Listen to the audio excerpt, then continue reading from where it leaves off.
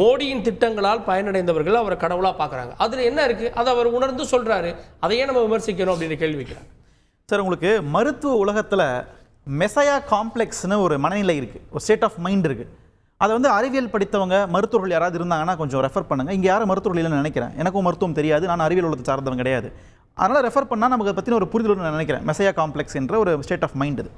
அதை தாண்டி நம்ம இங்கே என்ன பேசணும் அப்படின்னா, உண்மையிலேயே ஒரு கடவுளினுடைய பிறவியாக இருந்தால் அல்லது கடவுளாகவே இருந்தாலும் கூட, எனக்கு சின்ன வயசுல என்ன சொல்லி கொடுத்து வளர்த்தாங்கன்னா, கடவுள் போய் சொல்ல மாட்டாருப்பா, கடவுள் உண்மையை தான் பேசுவார், கடவுள் ரொம்ப நல்லவர் அப்படின்னு தான் சொல்லி வளர்த்தாங்க சின்ன வயசுல. கடவுள் செய்கிற எல்லாமே நல்லதுன்னு சொல்லுவாங்க. ஆமாம், எல்லாமே நல்லதுன்னு சொல்லுவாங்க. இப்போ நான் என்ன கேட்குறேன்னா, நான் ஆட்சிக்கு வந்தேன்னா 2 கோடி வேலைவாய்ப்பை உருவாக்குவேன்னு ஒருத்தர் சொல்லிட்டு ஏமாத்து வரா? கடவுள் ஏமாத்து வரா? நான் ஆட்சிக்கு வந்தேன்னா கருப்பு பணத்தை ஒழிச்சு கொண்டு வருவேன் இந்தியாவுக்கு அப்படின்னு கடவுள் ஏமாத்து வரா? டாலருக்கு நிகரா இந்திய ரூபாயை கொண்டு வருவேன் அப்படின்னு கடவுள் போய் சொல்லுவாரா?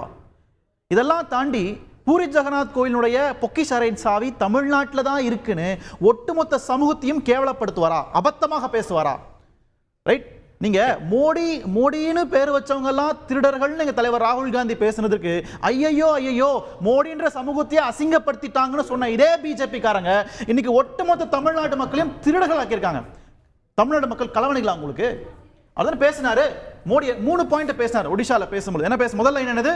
பூரி ஜெகநாத் கோவிலுடைய சாவி எங்க இருக்குன்னு எனக்கு தெரியும், அவங்க யாருன்னு உங்களுக்கும் தெரியும், அதன் பிறகு அவங்க நீங்க மன்னிப்பீங்களா அப்படின்னு மேடையில கேட்கிறாரு. கீழ இருக்கவங்க மன்னிக்க மாட்டோம். ஒடிசால யார குறிப்பிட்டு சொன்னாருன்றது உங்களுக்கு தெரியும். அதுல இருக்கு. பாண்டியன் தமிழர்களை குறிப்பிட்டு சொன்னாரான்ற கேள்வி என்ன சொல்லணும்? அது அந்த மாநிலத்தினுடைய பிரச்சனையை நீங்க பற்றி பேசும் பொழுது அந்த மாநில அரசு குறித்து பேசுங்க, அந்த மாநில முதலமைச்சர் குறித்து பேசுங்க, ஏன் சீஃப் செக்ரட்டரி கூட பாயிண்ட் அவுட் பண்ணி பேசுங்க. அது பிரச்சனை இல்ல. தமிழ்நாட்டில் இருக்கு, தமிழர்கள்ட்ட இருக்குன்னு சொல்றது ஒட்டுமொத்த தமிழ் சமூகத்தையுமே அவமானப்படுத்துவது, திருடர் பட்டம் சுமத்துவது. அதுதான் கேட்டேன். மோடின்னு ஒரு பேரை சொல்லும் போது உங்களுக்கு ஒதுச்சுதா இல்லையா? நீங்க தமிழர்கள் சொல்றீங்க, யூபியில போய் என்ன சொல்றீங்க? நீங்க தமிழ்நாட்டு மக்கள் வந்து உங்களை வச்சு காமெடி பண்றாங்க அப்படின்னு நீங்க சொல்றீங்க. நீங்க யூபியில இருக்கக்கூடிய இளைஞர்கள்ட்ட நீங்க அங்கிட்ட அரசியல் நீங்க பண்றீங்க. அப்போ மோடியினுடைய பிரச்சாரம் மிகவும் கீழ்த்தரமாக போய் கொண்டிருக்கிறது. எனக்கு இதெல்லாம் பார்க்கும் பொழுது உண்மையிலே ஒரு மெசாயா காம்ப்ளெக்ஸ்ல இருக்கிறாருன்ற மாதிரி சந்தேகமே எங்களுக்கு வருதுங்க. தன்னை ஒரு கடவுளாக நினைத்துக் கொள்கிறார். அவர் செய்வதெல்லாம் சரிங்கிறாங்க. இப்போ என்னன்னா, அவரை தாண்டி பிஜேபியில் இருக்கிறவங்களும் அவர் கடவுளா பார்க்குறாங்களே, அதுதான் வேடிக்கையா இருக்கு. இப்போ கடவுளுக்கு என்ன மரியாதைங்க? கடவுள் என்கிற ஒரு சக்திக்கு என்ன மரியாதைங்க? சாமானிய மக்கள் கடவுளை நம்பிக்கையா பார்க்கறாங்கல்ல.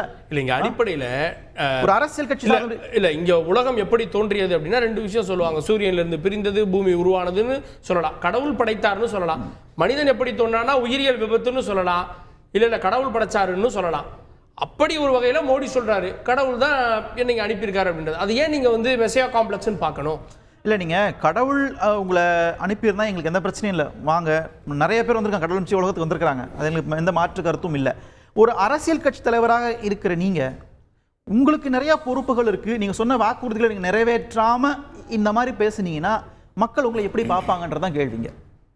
அதுதான் எங்களுடைய குற்றச்சாட்டு அங்கே இருக்குது. அப்போ 10 ஆண்டுகள் நீங்கள் இதெல்லாம் நான் செஞ்சுருக்கேன், இதெல்லாம் நான் இந்த சாதனைகள் பண்ணியிருக்கேன், இத்தனை மக்களை நான் வறுமை கோட்டிலேருந்து மேலே கூட்டிகிட்டு வந்திருக்கிறேன், இவ்வளோ வேலைவாய்ப்பை நான் உருவாக்கியிருக்கேன், இந்தியாவில் மனிதவள மேம்பாடு ஹியூமன் டெவலப்மெண்ட் இண்டெக்ஸ் உடைய குறியீடு குறையலை, அதிகமாக இருக்குது, பெர் கேபிட்டா இன்கம் தனிநபர் வருமானம் அதிகரிச்சிருக்குன்னா நான் உங்களை வரவேற்கிறேன், கடவுளுடைய மகன் அல்லது கடவுளின் ஒரு பிறவின்னு நான் நம்புகிறேன்.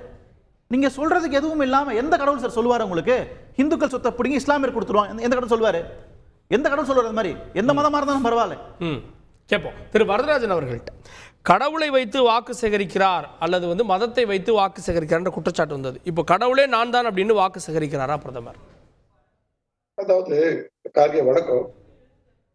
பொதுவாக நரேந்திர மோடி அவர்கள் ஆன்மீகத்தில் மிக அதி தீவிர பக்தர், ஒரு மிகப்பெரிய இறை பக்தர்.